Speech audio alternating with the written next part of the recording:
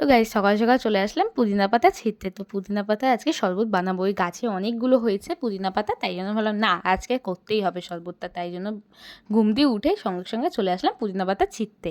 তো এখানে দেখতে পাচ্ছ যে কত পুদিনা পাতা ছিঁড়েছি, দেখো গাছে আর নেই একদমই, সব আমি ছিঁড়ে নিয়েছি।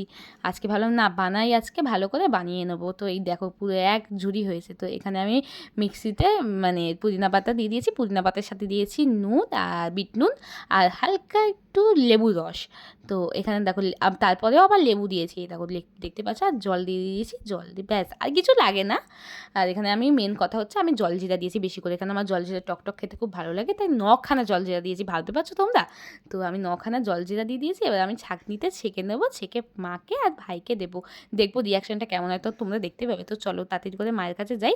এখানে মায়ের কাছে চলে আসলাম, মাকে বললাম যে কেমন হয়েছে, মা বললো খুব সুন্দর হয়েছে খেতে। ভাইকে দিলাম, ভাইও বললো খুব ভালো হয়েছে, আমিও খেয়ে নিলাম। টাটা।